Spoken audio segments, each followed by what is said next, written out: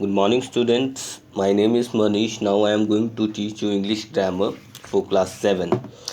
And my chapter is countable and uncountable nouns. तो आज हम जो डिस्कस करने वाले हैं ग्रामर में, इसके पहले हमने नाउन पढ़ा था, इसके बाद ये नाउन का ही पार्ट है काउंटेबल एंड अनकाउंटेबल नाउन्स। तो ध्यान से सुनेंगे। चलिए शुरू करते हैं। अब यहाँ पे पहले देखेंगे कुछ सेंटेंस दिया हुआ है और पिक्चर के थ्रू बताया गया है। क्या है देखते हैं। These houses are made of stone, ठीक है। उसको ब्रैकेट में नीचे अनकाउंटेबल किया है और नीचे एक है the child through a stone at me, ये काउंटेबल है। अब कहने का मतलब ये है कि जो ऊपर वाला सेंटेंस है जिसमें अनकाउंटेबल कहा गया है, यानी कह रहा है कि ये जो घर है क्या है, पत्थरों से बना हुआ है, ठीक है। तो ये अनकाउंटेबल, उसमें काउंट नहीं कर सकते कितने पत्थर लगे हुए हैं, ठीक है। और नीचे the child through a stone at me, यानी एक लड़का है एक ही पत्थर उठा के मर गया। ऐसा नहीं कि टोकरी भर के पत्थर ला के फेंक रहा है, ऐसा थोड़ी होता है। तो एक पत्थर उसने मारा, तो ये काउंटेबल है। इसमें तो हम काउंट नहीं कर सकते हैं, हज़ारों लाखों ईंटें लगी होंगी, लेकिन इसमें यहाँ पे एक पत्थर को दिखा रहा है, तो ये काउंटेबल भी है और अनकाउंटेबल भी है, ठीक है। आइए आगे देखते हैं क्या है। लेट्स लर्न में most common and collective nouns are countable. सही बात है कि ज़्यादातर जो कॉमन नाउन होते हैं और कलेक्टिव नाउन्स, ये क्या होते हैं, काउंटेबल होते हैं। इनको काउंट किया जा सकता है। काउंटेबल का मतलब क्या होता है, जिसको हम काउंट कर सके, जिसको हम गिन सकें, ठीक है। और अनकाउंटेबल का मतलब होता है जिसको नहीं गिना जा सके, ठीक है। A countable noun has a plural form. सही बात है, काउंटेबल नाउन का प्लूरल फॉर्म भी होता है। अगर मैं समझ जाऊँ कि अगर मैं बॉय हूँ, अगर एक से ज़्यादा लड़के रहेंगे तो बॉयज़ होगा, तो उसको तो काउंट कर सकते हैं ना। तो यही कह रहा है कि a countable noun has plural form. आगे देखते हैं। Countable noun use a one few too many, ठीक है। काउंटेबल नाउन किसके किसके साथ यूज़ होता है, ए के साथ यूज़ होता है, आर्टिकल ए, वन के साथ यूज़ होता है, फ्यू के साथ होता है, टू मेनी के साथ होता है, बहुत ज़्यादा के भी सेंस में होता है तब भी होता है। Proper nouns are uncountable. अब ये कह रहा है जो प्रॉपर नाउन होता है, ठीक है। प्रॉपर हम लोगों ने नाउन में पढ़ा था common noun, proper noun, collective noun, material noun and abstract noun. तो उसी में से एक है प्रॉपर नाउन। तो कह रहा है ये कि प्रॉपर नाउन जो होता है वो अनकाउंटेबल होता है, जिसे काउंट नहीं किया जा सकता है। Common names of materials like wood, milk, tea, ink, glass and copper are uncountable. सही है, ये मटेरियल नाउन है। ये जितने भी यहाँ पे बताए गए हैं, वुड लकड़ी को गिन नहीं सकते हैं हम, मिल्क को गिन नहीं सकते हैं, ये सब क्या है, मटेरियल है, वस्तु हैं, ठीक है। टी है, इंक है, ग्लास है, कॉपर है, इन सब क्या है, अनकाउंटेबल है, ठीक है। Abstract nouns are uncountable and always in singular. अब कह रहा है कि एब्स्ट्रैक्ट नाउन जो होता है वो भी अनकाउंटेबल होता है। उसे भी ऑनेस्टी को गिन सकते हैं क्या, ठीक है, बिलीफ को हम गिन सकते हैं, उसको फील किया जा सकता है। तो ये सारे भी जितने होते हैं अनकाउंटेबल होते हैं और इसका हमेशा सिंगुलर में यूज़ होता है, ठीक है। Uncountable nouns can be approximated with adjectives like little और मच। अब देखिए अनकाउंटेबल्स नाउन जो होते हैं उसमें एडजेक्टिव लिटिल और मच लगा के उसको बनाते हैं।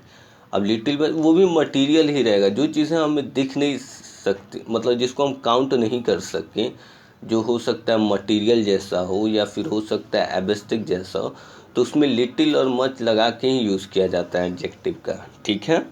तो ये पॉइंट्स आप लोग एकदम माइंड में रखेंगे अपने। अब देखिए ट्राई आउट में कह रहा है identify the countable and uncountable nouns in the box. अब ये बॉक्स दिया है काउंटेबल का और अनकाउंटेबल का, इसमें से आपको क्या करना है, काउंटेबल नाउन्स के और अनकाउंटेबल नाउन्स को बॉक्स में रखना है। आगे बढ़ते हैं हम। इसके बाद का कंप्लीट एक्सरसाइज कह रहा है make this countable nouns into uncountable nouns. ये कह रहा है काउंटेबल नाउन दिया गया है आपको, ठीक है, उसको अनकाउंटेबल में कन्वर्ट करना है, बनाना है। तो ये आप लोग बना लेंगे। आगे आते हैं, जो हमारा दूसरा चैप्टर है प्रोनाउन। प्रोनाउन क्या होता है इसको देखेंगे। Understand, it's fun and easy to do exercise, I work for myself, we did it ourself, this activity itself is interesting. ये सेंटेंस बना दिया है, it, I, we, myself है, आवर सेल्फ है, itself है, ये सारे pronoun का ही हिस्सा है बाबू। ठीक है। अब जैसा कि हम लोग हमेशा से पढ़ते आए हैं, आपने 6 क्लास में भी पढ़ा होगा, 5 क्लास में भी पढ़ा होगा कि a pronoun is a word that which comes instead of noun is called pronoun. ठीक है, हम लोग शुरू से ये पढ़ते आ रहा है, लेकिन इसमें और सारी भी चीज़ें होती हैं, आज उस पर हम फोकस करेंगे। ठीक है, लेट्स लर्न में आते हैं सीधे हम। प्रोनाउंस रिप्लेस अ नाउन, वही चीज़ है, प्रोनाउन क्या करता है, नाउन को रिप्लेस करता है। ठीक है, there are 8 types of pronouns, और कह रहा है कि प्रोनाउंस के जो होते हैं 8 पार्ट्स होते हैं, 8 टाइप्स होते हैं। सबसे पहला कौन सा है, पर्सनल प्रोनाउन है। ये 8 कौन कौन से होते हैं, पर्सनल प्रोनाउंस होता है, पोजेसिव प्रोनाउंस होता है, डेमोन्स्ट्रेटिव प्रोनाउंस होता है, इंटेरोगेटिव होता है, रिफ्लेक्सिव प्रोनाउन होता है, एम्पथेटिक होता है, डिस्ट्रीब्यूटिव होता है, इंडेफिनिट प्रोनाउंस होता है, and last one is relative pronouns. तो ये हमारे 8 है, ये पॉइंट्स आपको हमेशा याद रहने चाहिए, इसको आप लोग नोटबुक में भी लिखेंगे।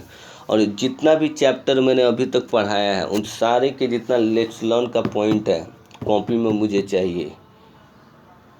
ठीक है, आइए शुरुआत करते हैं यहीं से।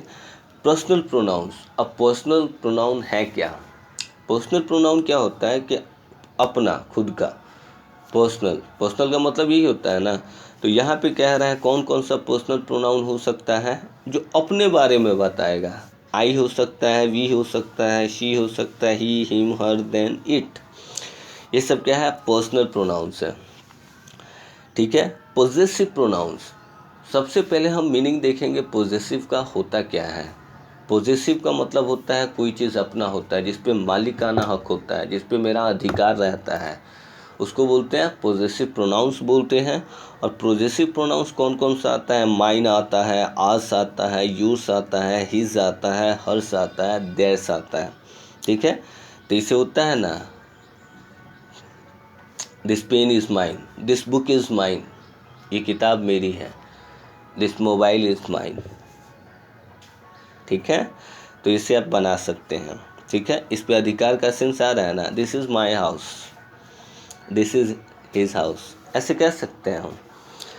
डेमोन्स्ट्रेटिव प्रोनाउंस के बारे में हम देखेंगे। डेमोन्स्ट्रेटिव है क्या, पहले तो बताएंगे कि डेमोन्स्ट्रेटिव क्या होता है, दिखाना किसी चीज़ को, डेमोन्स्ट्रेट करना।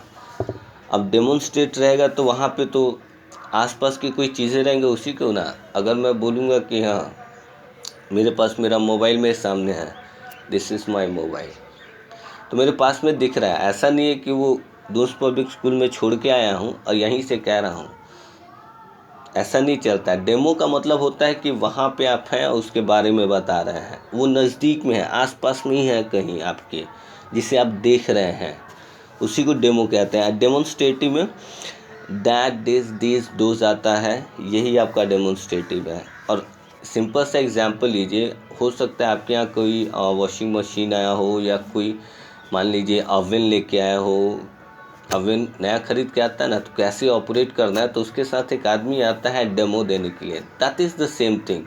इसी से वर्ड बना हुआ है हमारा डेमोन्स्ट्रेटिव। ऑलराइट स्टूडेंट्स, आगे बढ़ते हैं। Interrogative pronounce. इंटेरोगेटिव प्रोनाउंस क्या होता है, अब जानेंगे। इंटेरोगेटिव क्या है, पूछताछ, क्वेश्चन करने वाला, उसी से बना है। तो इसमें कौन कौन से आ जाते हैं, हु, हुज, विच, व्हाट, इन सब से सवाल बनता है, WH क्वेश्चन है। इंटेरोगेटिव का ही मतलब होता है सवाल करना किसी से, तो ये सब हम यूज़ करके बना लेंगे सवाल इससे। रिफ्लेक्सिव प्रोनाउन, ठीक है, अब ये क्या है, myself, herself, yourself, itself, subject and object refer to the same person, सही बात है। अब ये सारा माई सेल्फ, हर सेल्फ दिया, अगर मान लो कि हाँ मैं बोलूँगा कि I cooked a cake myself, यानी मैंने खुद से ही किया है, I myself cook the cake, खुद से ही किया है मैंने। ये चीज़ आप समझिएगा, जब खुद के बारे में बताएंगे, ठीक है, उसी में अगर खुद से कोई काम, अगर तुमने किया है तो योर सेल्फ करेंगे, उसने किया है तो देम सेल्फ हिमसेल्फ करेंगे। तो यही होता है, ये पर्सन्स के हिसाब से ही लगता है, ठीक है। डिस्ट्रीब्यूटिव जो होता है बाबू प्रोनाउन, एम्पथेटिक, एम्फैटिक प्रोनाउंस क्या होता है, माई सेल्फ और, इन दोनों में क्या है ना, थोड़ा सा फ़र्क है। दोनों एक ही चीज़ है, लेकिन क्या है ना, जब आप वाकई खुद से किए रहते हैं, जब सब्जेक्ट के बाद माई सेल्फ आ जाएगा तब वो एम्फैटिक हो जाता है। अगर माई सेल्फ आपका लास्ट में आता है, ऑब्जेक्ट के बाद आता है, तो वो रिफ्लेक्सिव हो जाता है। फ़र्क क्या है, जब सब्जेक्ट के बाद एम्फेसाइज करके बोलते हैं उसको, I myself did that, emphasize कर रहे हैं, स्ट्रेस लगा के बोल रहे हैं हम, समझ रहे हैं आप लोग। तो ये होता है एम्फेटिक। डिस्ट्रीब्यूटिव क्या होता है, ठीक है, ईच, ईदर एंड नीदर, हर किसी के लिए। डिस्ट्रीब्यूटिव का ही मतलब होता है हर किसी के लिए होता है, डिस्ट्रीब्यूशन होता है ना, बांटने का सेंस देता है। तो इसमें भी वही आता है, each, either and neither, every, ठीक है, ये हम देख लेंगे यहाँ पे। और ये सारे जो पॉइंट हैं, ठीक है, ये आप ध्यान से देखेंगे बाबू, ये सारा चीज़ आपको ध्यान में, दिमाग में रहना चाहिए। ये जो वर्ड दिए हैं, ईच, ईदर, ठीक है। इंडेफिनिट प्रोनाउंस, इंडेफिनिट क्या होता है, अनिश्चित, जैसे निश्चित नहीं है। जैसे अगर मैं निश्चित बोलूँ तो आई एम अ बॉय, आई क्या है, निश्चित है, ठीक है। लेकिन इंडेफिनिट क्या हो जाता है, जब कोई चीज़ पर्टिकुलर नहीं रह जाती है। जैसे एग्जाम्पल दिया है यहाँ पे, समथिंग, समवन, समबडी, यानी किसी ने, कोई, कुछ हो सकता है, ठीक है। Anybody, nobody, all, several, few, only, many other, ये सारे इंडेफिनिट होते हैं। यानी हो सकता है किसी ने किया होगा, पता नहीं है, ठीक है। ये ध्यान में रखेंगे आप, ये सारे बहुत इंपॉर्टेंट वर्ड्स हैं। Relative pronouns, who, which, that, whose, what. अब ये क्या करते हैं बाबू, रिलेटिव का ही मतलब क्या होता है, संबंध बनाने वाली चीज़ों को कहते हैं, संबंधी कहते हैं। तो ये क्या होता है, जब भी रिलेटिव प्रोनाउन आता है तो आपका देखिएगा दो सेंटेंस को जोड़ने का काम करता है ये, ठीक है, दो सेंटेंस को जोड़ने का काम करता है।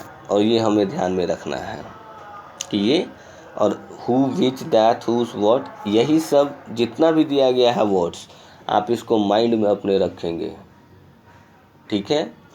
और नीचे का एक्सरसाइज ट्राई आउट कह रहा है, मैच द पेयर्स।